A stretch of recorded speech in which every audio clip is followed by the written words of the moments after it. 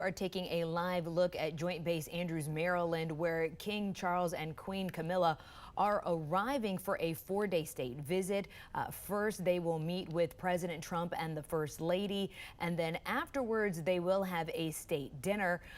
We are checking in with an expert, Dr. Garrett Martin, co-director of American University School of International Service. Dr. Martin, welcome on the show, and thank you so much for being here. Thank you for having me. Well, of course, everyone wants to know, what is the importance of this state visit? What stakes are there on the line for the American leadership as well as the British monarchy? Well, I think state visits are already important in themselves because it's an honor that's not bestowed upon all countries. So that in itself, I think, is a marker of the importance of the ties between the United States and the United Kingdom. I think the second importance is simply because the context is challenging. Relations between the UK and the United States have not been smooth sailing in the past year. So is this an opportunity to try and correct a little bit, to try and move towards a better dynamic after some difficult moments in recent months? And of course, when it comes to American politics, when people have issues with their elected officials, they voice their displeasure or pleasure at the ballot box. But when it comes to the British monarchy, what is the currency to show displeasure? We've already seen some people over in the UK saying they're very upset with this visit, considering that the president's war with Iran is causing issues for them as well as folks here at home.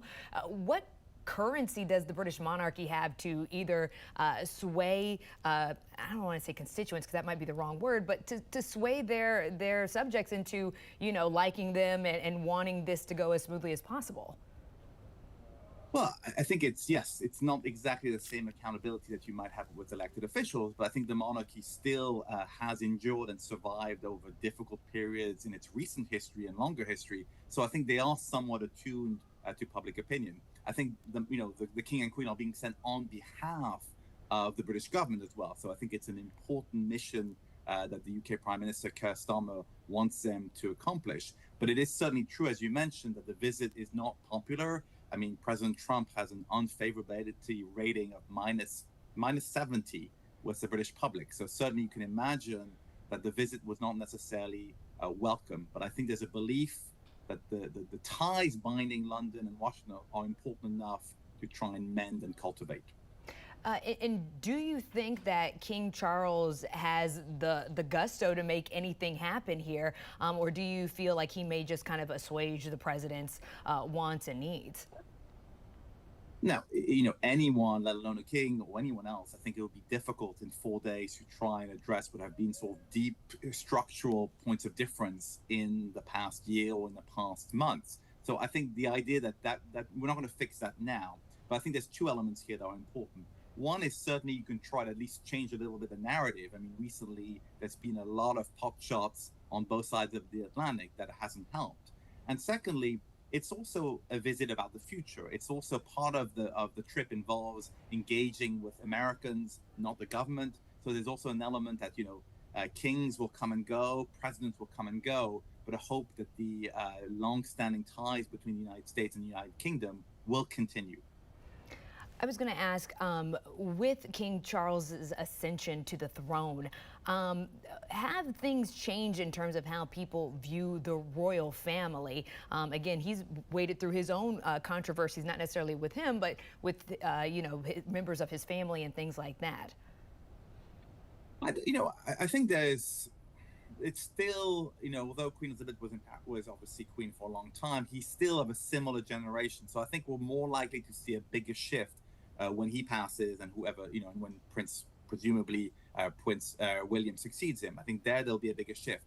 There are small changes. I mean, he's a little bit more politically active, or had been a little bit more politically active on certain domains than his mother. I mean, King Charles has strong feelings about the environment, organic farming, to name a few examples. So I think that's one element of a small difference.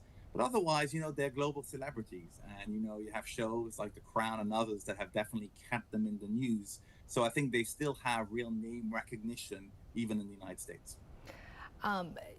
Dr. Martin, I was going to ask it's so interesting how this British monarchy and this American leadership kind of have these very similar issues going about. I mean, let's talk even about the Epstein files and with how the British has been handling that controversy and how the U.S. leadership has been handling that controversy. And that also seems to be a big criticism with folks about his coming to the U.S. How do you think that has maybe upped King Charles's public perception for his own folks over in the U.K.?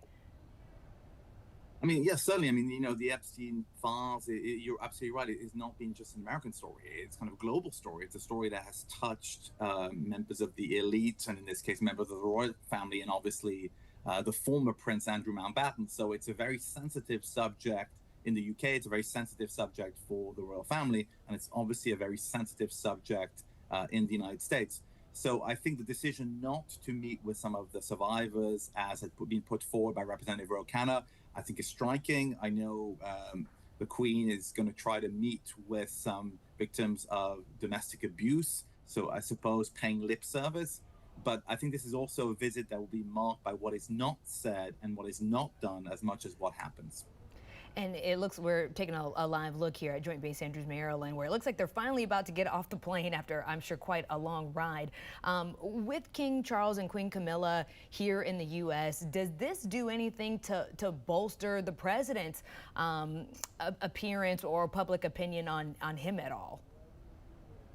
Well, I think these visits, these state visits with all the pomp and circumstance, I think are certainly important to showcase the authority and influence of any president. So I think in the short term, I think they can help a little bit. But I would say the attitudes towards President Trump, whether from supporters or detractors, I think are much more ingrained around everyday pocketbook considerations rather than this visit per se. It will have a small impact for a few days, but as you know all too well, the news cycle is rather rich these days. Do you think that King Charles can do any? I mean, I would say his rhetoric on the president hasn't been very strong. He seems to be kind of like a neutral party in this, trying to just, maintain, a political correctness about himself. Do you think that he goes there with the president to try and, maybe put on a show for folks back in the UK to get him to back off some things that could improve life, affordability, and things like that over across the pond? I'm sure in private that there may be some mentions and there may be some messaging, because it's true that when you're talking about the war in Iran, I think one of the sources of frustration in the UK is the sort of economic consequences that is imposing upon many, whether the cost of fuel or the cost of energy. So I think that message might be put forward. We know that King Charles also emphasized the importance of helping Ukraine during President Trump's state visit in September. That may also come about. So I imagine that there might be private messaging, but in general, I think there's still an element of trying to avoid any embarrassing moments, any issues, any public disputes, or any public distractions will be the main goal. I think you hit the nail on the head, and we are still waiting for the King and Queen to come out of their jet. The door still seems to be closed here, but hopefully we'll get a glimpse of them soon enough. Dr. Martin, thank you so much for your time and taking all my baseball speed questions I'm throwing at you, and we will see you guys on the other side of the break. Thank you for having me.